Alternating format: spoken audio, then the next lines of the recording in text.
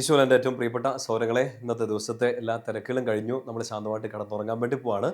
ഇന്ന് ഒരു ദിവസം മുഴുവൻ നമ്മളെ നയിച്ച ഈശോയുടെ വലിയ സ്നേഹത്തിന് നമുക്ക് നന്ദി പറയാം. നമുക്ക് വേണ്ടി ഈശോയുടെ അടുത്ത് എപ്പോഴും സംസാരിച്ചുകൊണ്ടിരിക്കുന്ന പരിശുദ്ധ അമ്മയോട് നമുക്ക് കുറച്ചുകൂടി ഒന്ന് കൂട്ടുകൂടാം. അമ്മ നമുക്ക് വേണ്ടി ഈശോയുടെ അടുത്ത് എപ്പോഴും സംസാരിക്കും. നമ്മൾ ഇന്ന് രാത്രി കിടന്നുറങ്ങുന്നതിന് മുമ്പ് സംസാരിക്കാൻ പോകുന്നൊരു വിഷയം, ഒന്ന് ചിന്തിക്കാൻ പോകുന്നൊരു കുഞ്ഞു കാര്യം, എനിക്ക് കിട്ടിയ ഒരു ഇമെയിൽ, ആ ഇമെയിൽ ഉണ്ടായിരുന്ന ഒരു സംശയത്തെക്കുറിച്ചാണ്. അപ്പോൾ അത് വായിച്ചു നോക്കിയപ്പോൾ എനിക്ക് തോന്നി, നേരത്തെ കേട്ടുള്ള സംശയങ്ങളാണ്. ധ്യാനം ഒക്കെ നടത്തുന്ന സമയത്തൊക്കെ അതിനെക്കുറിച്ച് ക്ലാരിറ്റി ഒക്കെ കൊടുത്തിട്ടുള്ളതാണ്. എങ്കിലും നമ്മുടെ ഈ രാത്രി ശുശ്രൂഷയുടെ ഭാഗമായിട്ട് നിൽക്കുന്ന നിങ്ങളിൽ കുറച്ച് പേർക്കെങ്കിലും അങ്ങനെ ഒരു സംശയം ഉണ്ടായിട്ടുണ്ടെങ്കിൽ, ഇല്ലെങ്കിൽ നിങ്ങളോട് ആരെങ്കിലും അങ്ങനെ ഒരു സംശയം ചോദിച്ചിട്ടുണ്ടെങ്കിൽ, എല്ലാവർക്കും ഉപകാരപ്പെടുന്ന രീതിയിൽ അതൊന്ന് പറഞ്ഞു തരാമെന്ന് കരുതുന്നു. വളരെ സിമ്പിളായിട്ട് അത് പറഞ്ഞു തരാം. ഡൗട്ട് ഇത്രയേ ഉണ്ടായിരുന്നുള്ളൂ. കുഞ്ഞു ഡൗട്ടാണ്, ചിലപ്പോൾ നിങ്ങൾക്ക് ഉണ്ടായിരിക്കും. ഡൗട്ട് ഇങ്ങനെയായിരുന്നു, നമ്മൾ ഈ പരിശുദ്ധ അമ്മയോട് ഇങ്ങനെ മധ്യസ്ഥം വഹിക്കുന്നതിനെ കുറിച്ചൊക്കെ ഇങ്ങനെ പറയുന്ന ഒത്തിരി സംശയങ്ങളുണ്ട്, ആശയക്കുഴപ്പങ്ങളൊക്കെ ഉണ്ട്. പ്രത്യേകിച്ച് നമ്മൾ ജപമാല ചെല്ലുന്ന സമയത്ത് നന്മ നിറഞ്ഞ മറിയം ചൊല്ലി അവസാനിപ്പിക്കുന്ന എങ്ങനെയല്ലേ, പാപികളായ ഞങ്ങൾക്ക് വേണ്ടി ഇപ്പോഴും ഞങ്ങളുടെ മരണസമയത്തും തമ്പുരാനോട് അപേക്ഷിക്കണമേ.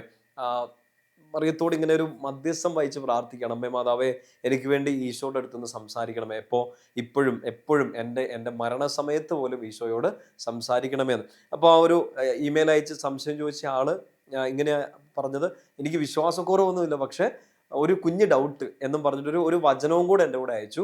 അതായത് നമുക്ക് ഒറ്റ മധ്യസ്ഥനല്ലേ ഉള്ളൂ, അത് ഈശോയല്ലേ എന്നും പറഞ്ഞൊരു വചനവും കൂടെ അയച്ചു. അതിനിടയ്ക്ക് മാതാവിനെ എങ്ങനെയാണ് നമ്മൾ, മാതാവ് എങ്ങനെയാണ് നമ്മുടെ ഇടയിൽ ദൈവത്തിൻ്റെ ഇടയ്ക്ക് നിൽക്കുന്നത് എന്നൊക്കെ ഒരു സംശയം വന്നു. കോട്ട് ചെയ്ത വചനം ഇതാണ്. നിങ്ങൾ ബൈബിള് കയ്യിലുണ്ടെങ്കിൽ ഈ വചനഭാഗം ഒന്ന് എടുത്താൽ ആ സംശയം കുറെ കൂടെ ക്ലാരിറ്റി കിട്ടും തോന്നേ. 1 തിമോത്തി 2-ാം അതിൻ്റെ 5-ാമത്തെ വാക്യം ഇതാണ്. ആ ഇമെയിൽ അയച്ച ആൾ കോട്ട് ചെയ്ത വചനം. 1 തിമോത്തി ചാപ്റ്റർ 2 വേഴ്സ് 5. എന്തെന്നാൽ ഒരു ദൈവമേ ഉള്ളൂ, ദൈവത്തിനും മനുഷ്യർക്കും മധ്യസ്ഥനായി ഒരുവനേ ഉള്ളൂ, മനുഷ്യനായ യേശു ക്രിസ്തു. ഒരു ഇന്റർമീഡിയറി ആയിട്ട്, ഒരു ഇന്റർസെസർ ആയിട്ട് ഇതിൻ്റെ ഇടയ്ക്ക് നിൽക്കുന്ന ഒറ്റയാളേ ഉള്ളൂ, ഈശോ മാത്രമേ ഉള്ളൂ. ഈശോ ദൈവമായിരുന്നു, മനുഷ്യൻ്റെ അടുത്തേക്ക് ഇറങ്ങി വന്നു. ഈ മനുഷ്യരെ ദൈവീക പുണ്യങ്ങളിലേക്ക്, നന്മയിലേക്ക്, പരിശുദ്ധിയിലേക്കൊക്കെ ഉയർത്താൻ വേണ്ടി ഈശോയാണല്ലോ എല്ലാ കാര്യങ്ങളും ചെയ്തത്. അപ്പം അതിൻ്റെ ഇടയ്ക്ക് നമുക്ക് വേറൊരു മധ്യസ്ഥയൊക്കെ ആവശ്യമുണ്ടോ? ഇത് പരിശുദ്ധമ്മയായിട്ട് മാത്രം ബന്ധപ്പെട്ട ഡൗട്ടല്ല. നമ്മളിപ്പം സഭയുടെ ഭാഗമായിട്ട് നിന്നുകൊണ്ട് നമ്മൾ വിശുദ്ധരോട് മധ്യസ്ഥം വഹിക്കാറുണ്ട്. അവരോട് നമ്മൾ ഈശോയുടെ അടുത്ത് സംസാരിക്കാൻ വേണ്ടി പറയുന്നുണ്ട്. അന്തോണീസ് പുണ്യാളോട്, യൂദാത്ത ദേവസിനോട്, വിശുദ്ധരോടൊക്കെ നമ്മൾ പറയാറുണ്ട്. പക്ഷേ വചനം ഇങ്ങനെ പറയാണ്, നമുക്കൊരൊറ്റ മധ്യസ്ഥനേ ഉള്ളൂ. ആര്? ഈശോ. പ്രിയപ്പെട്ട സഹോദരങ്ങളെ, ഈ ഡൗട്ട് നമ്മുടെ ഉള്ളിലുണ്ടെങ്കിൽ ഇന്ന് രാത്രി കിടക്കുന്നതിന് മുമ്പ് വായിക്കേണ്ട വചനഭാഗം ഇപ്പോൾ നമ്മൾ വായിച്ചത് 1 തിമോത്തി 2 അതിൻ്റെ 5-ാമത്തെ വാക്യമാണ്. അപ്പോൾ ഈ ഇമെയിൽ അയച്ച ആൾക്കും ഞാൻ കൊടുത്ത ഉത്തരം ഇതാണ്. നിങ്ങളും ഈ വചനഭാഗം ഒന്ന് വായിക്കണം.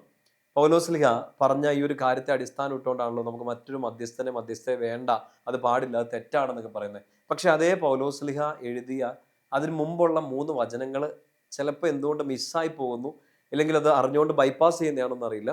അതിന് മുമ്പുള്ള 3 വചനങ്ങളോട് വായിക്കണം. നമുക്ക് വേറെ മധ്യസ്ഥനെ ആവശ്യമില്ല, നമുക്ക് വേണ്ടി പ്രാർത്ഥിക്കാൻ വേറെ ആളെ ആവശ്യമില്ല എന്നാണ് അതിൻ്റെ ഇന്റർപ്രിട്ടേഷൻ എങ്കിൽ, അതിൻ്റെ വ്യാഖ്യാനമെങ്കിൽ, പൗലോസിലെ പറഞ്ഞേക്കുന്ന കാര്യം ഒന്ന് ശ്രദ്ധിച്ചേ. 2-ാമത്തെ അധ്യായത്തിൽ 1 മുതലുള്ള വാക്യങ്ങൾ, എല്ലാവർക്കും വേണ്ടി അപേക്ഷകളും യാചനകളും മധ്യസ്ഥ പ്രാർത്ഥനകളും ഉപകാര സ്മരണകളും അർപ്പിക്കണമെന്ന് ഞാൻ ആദ്യമേ ആഹ്വാനം ചെയ്യുന്നു. ഇതാണ് പൗലോസിലെ ആദ്യം പറയുന്നത്. ആദ്യം നിങ്ങൾ എന്ത് ചെയ്യണം? നിങ്ങൾ മറ്റുള്ളവർക്ക് വേണ്ടി പ്രാർത്ഥിക്കണം, മധ്യസ്ഥം വഹിച്ച് പ്രാർത്ഥിക്കണം എന്നാണ്. അതായത് പൗലോസിലെ ഇത് എഴുതുമ്പോൾ മനുഷ്യരോട് പറയാണ്, നിങ്ങൾ മറ്റുള്ളവർക്ക് വേണ്ടി പ്രാർത്ഥിക്കണം. എൻ്റെ പ്രിയപ്പെട്ട സ്വരങ്ങൾ, ഈ ഒരൊറ്റ വചനത്തിൽ തന്നെ കാര്യങ്ങൾ പിടികിട്ടണം. മറ്റുള്ളവർക്ക് വേണ്ടി പ്രാർത്ഥിക്കാൻ പൗലോസ്ലീഹ ആവശ്യപ്പെടുകയാണ്. നോക്ക്, ഞാനിപ്പോൾ നിങ്ങളോട് പറയാണ്, അച്ഛന് വേണ്ടി നിങ്ങൾ പ്രാർത്ഥിക്കണേ. ഞാൻ നിങ്ങളൊന്ന് വിശ്വസിക്കുകയാണ്, നിങ്ങൾ എനിക്ക് വേണ്ടി ഈശോയുടെ അടുത്ത് സംസാരിക്കുമെന്ന്. നോക്ക്, സാധാ മനുഷ്യരുടെ ഇടയിൽ നമ്മൾ ഈ മധ്യസ്ഥ പ്രാർത്ഥന കൊടുക്കുന്നുണ്ടെങ്കിൽ, ഇല്ലെങ്കിൽ നിങ്ങൾ എന്നോട് പറയാണ്, അച്ഛൻ ഞങ്ങൾക്ക് വേണ്ടി പ്രാർത്ഥിക്കണേ, ഒരു വിശ്വാസം ഉള്ളിൽ നിൽക്കുകയല്ലേ, നമുക്ക് ഈശോയോട് സംസാരിക്കാം, ഈ വ്യക്തി ഈശോയോട് സംസാരിച്ചോളൂ എന്നുള്ളത് ഞാൻ നിങ്ങളിലും നിങ്ങൾ എന്നിലും വിശ്വസിക്കുകയാണ്. സാധാ മനുഷ്യരായ നമ്മളെ ഇത്രയും വിശ്വസിക്കുന്നുണ്ടെങ്കിൽ ഈശോയോട് ഏറ്റവും അടുത്ത് നിൽക്കുന്ന വിശുദ്ധരെയും പരിശുദ്ധ അമ്മയും ഒക്കെ നമ്മൾ എന്തുകൊണ്ട് ഒഴിവാക്കി വിടണം?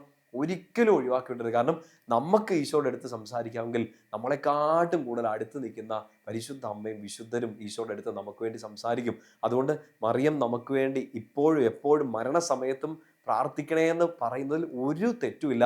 പരിശുദ്ധ അമ്മയോടോ വിശുദ്ധരോടോ ഒക്കെ മധ്യസ്ഥം വഹിക്കുന്നത് യാതൊരു തെറ്റുമില്ല. ഈശോയ്ക്ക് അത് ഭയങ്കര ഇഷ്ടമാണ്. അടുത്ത വചനം ശ്രദ്ധിച്ചേ.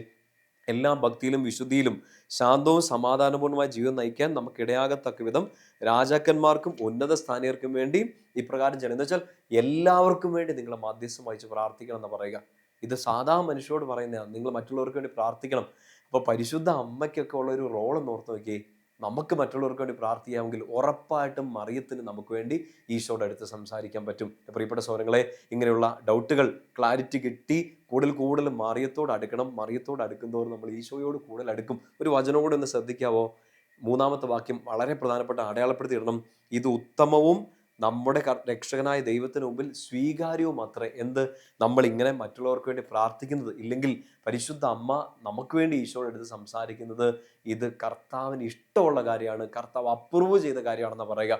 അതുകൊണ്ട് പൗലോസ്ലീഹ പറഞ്ഞ ഈ ഒരു വചനം എടുത്ത് 5-ാമത്തെ വാക്യം മാത്രം എടുത്ത്, നമുക്ക് വേറെ മധ്യസ്ഥന് ആവശ്യമില്ല, നമുക്ക് വേണ്ടി അവർ പ്രാർത്ഥിക്കുന്നു, ഈ സഭയുടെ ഈ പ്രാർത്ഥനാ രീതികൾ തെറ്റാണെന്നൊക്കെ പറയുമ്പോൾ, അങ്ങനത്തെ സംശയങ്ങൾ വരുമ്പോൾ, സംശയങ്ങൾ കേൾക്കുമ്പോൾ ആദ്യത്തെ 3 വചനം കൂടെ വായിക്കാൻ വേണ്ടിയിട്ട് വളരെ സിമ്പിളായിട്ട് പറഞ്ഞു കൊടുക്കുക. അത് നമ്മുടെ ഉള്ളിൽ ആ ബോധ്യം ഉണ്ടാകണം. മറ്റുള്ളവർക്ക് വേണ്ടി പ്രാർത്ഥിക്കണം. വിശുദ്ധർ പ്രാർത്ഥിച്ചാൽ അത് ദൈവസന്നിധിയിൽ സ്വീകാര്യമാണ്. ഒരു വചനം കൂടെ എടുത്ത് വായിച്ച് നമുക്ക് ഇന്നത്തെ ഈ കുഞ്ഞു ചിന്തകൾ അവസാനിപ്പിക്കാം. വെളിപാട് പുസ്തകം 5-ാമത്തെ അധ്യായം അതിൻ്റെ 8-ാമത്തെ വാക്യം, റെവലേഷൻ 5:8. അവൻ അത് സ്വീകരിച്ചപ്പോൾ 4 ജീവികളും 24 ശ്രേഷ്ഠന്മാരും കുഞ്ഞാടിന്റെ മുമ്പിൽ സാഷ്ടാംഗം പ്രണമിച്ചു. ശ്രദ്ധിക്കണേ, ഓരോരുത്തരും വീണയും വിശുദ്ധരുടെ പ്രാർത്ഥനകളാകുന്ന പരിമളദ്രവ്യം നിറഞ്ഞ സ്വർണ്ണ കലശങ്ങളും കയ്യിലേന്തിയിരുന്നു. എന്താണ് അവരുടെ കയ്യിലുണ്ടായിരുന്നത്? വിശുദ്ധരുടെ പ്രാർത്ഥനകളാകുന്ന പരിമളദ്രവ്യം. എന്ന് വെച്ചാൽ വിശുദ്ധരുടെ പ്രാർത്ഥന. വിശുദ്ധർ ആർക്ക് വേണ്ടി പ്രാർത്ഥിക്കാനാണ്?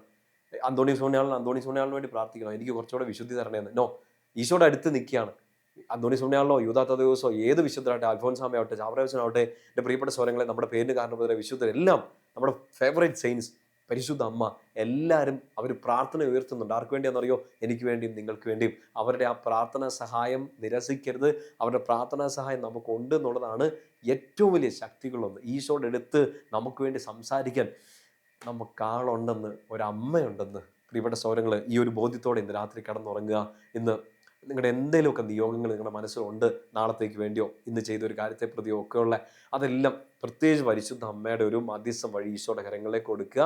അമ്മ നിങ്ങൾക്ക് വേണ്ടിയും എനിക്ക് വേണ്ടിയും ഈശോയുടെ അടുത്ത് സംസാരിക്കും. ഈശോ അത് കേൾക്കും. വിശുദ്ധരുടെ പ്രാർത്ഥനകൾ സ്വർഗത്തിന് സ്വീകാര്യമാണ്. കർത്താവിൻ്റെ സന്നിധിയിൽ ഇത് അപ്രൂവ് ചെയ്യപ്പെട്ട ഒരു പ്രാർത്ഥനയാണ്. കൂടുതൽ കൂടുതൽ പ്രാർത്ഥിക്കാൻ നിങ്ങൾക്ക് ശക്തി ലഭിക്കട്ടെ, കൃപ ലഭിക്കട്ടെ. നമ്മുടെ കർത്താവ് ഈശോ മിശിഹായുടെ കൃപയും പിതാവായ ദൈവത്തിൻ്റെ സ്നേഹവും പരിശുദ്ധാത്മാവിൻ്റെ സഹവാസവും കൂടി ഉണ്ടായിരിക്കട്ടെ, ഇപ്പോഴും എപ്പോഴും എന്നേക്കും. ആമേൻ. ഈശോ മിശിഹായ്ക്ക് സ്തുതിയായിരിക്കട്ടെ.